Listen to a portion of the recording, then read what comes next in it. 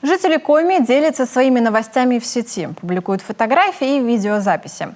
Обращаются и в районные газеты. Кто день рождения в горах отмечает, кто пополнению радуется, а кто и об истории Коми кое-что новое узнает. О чем еще в эти дни говорит вся республика, знает моя коллега Виктория Денисова.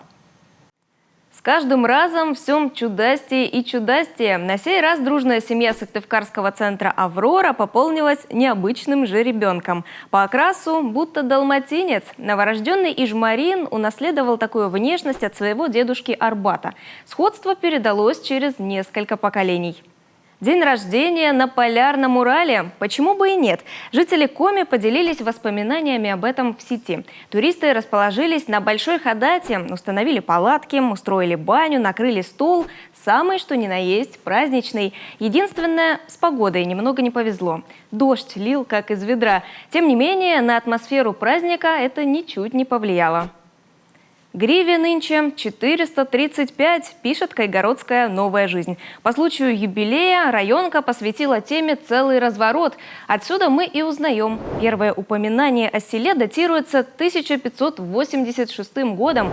Тогда в населенном пункте числилось всего 7 жилых дворов. К 30-м годам прошлого века их количество увеличилось более чем в 40 раз.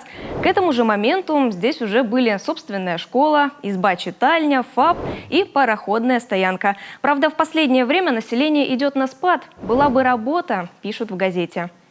324 дома, 11 торговых лавок, а на берегу реки 2 церкви – Петровская и Троицкая. Днем и ночью город освещался только небесными светилами, а по улицам ходили стада овец и лошадей.